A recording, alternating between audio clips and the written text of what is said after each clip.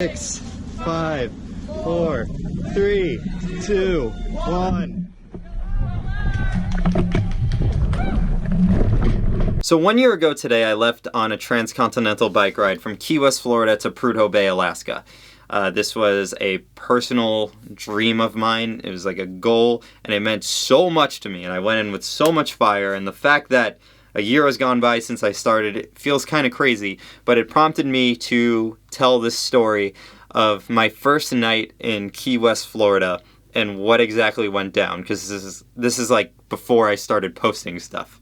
So here we go. It was May 7th, 2019. I arrived in Key West at about 6 p.m., just handed in my last final exam, said goodbye to all my friends, one-way flight, boom. My bike wasn't there yet. It was being shipped and would arrive the next day. So I have a night to kill. So I'm like, all right. So I went to Duval Street. That's where all the bars are. And it was a Tuesday night. It was dead. And I walked into this one bar, and it was just me and two other girls there. So I sat down and ordered a beer. Literally wanted nothing to do with anybody because I was just bugging out internally. But this girl asked me, "Oh, hey, what brings you to Key West?" And I looked at her and I said, I'm going to ride my bicycle to Alaska. And I could tell she wanted nothing to do with me. She literally just said, "Wow, that takes some dedication." But it wasn't like, wow, that's like a really cool life achievement that you're trying to accomplish. It was like, this dude is trouble. He is crazy, and I am scared. And she walked away. But I didn't really mind. I looked at my Red Stripe. That's the beer I got.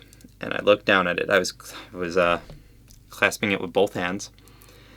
And I don't know if you've ever had a moment in life where you have such an intimidating thing to do that you just look down. It's just like, oh my God. That's how I felt. It was like, I was nervous. I was excited. But in that moment, I remember this distinctly, and this was one of my most proud mental ideas that I've ever come up with. I looked down and I told myself, look, a lot's gonna happen in however long this takes you, but there is one surefire way to make sure you finish this bike ride.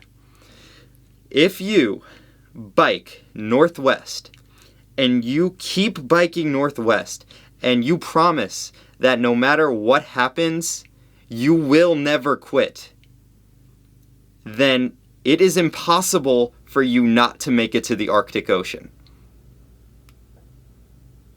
And once I realized that the one thing I had to do was just keep moving forward and not quit. I guess that's two things. But so long as I never quit, I would make it. And that brought me so much comfort. I was like, oh, okay, I won't quit, and I'll make it.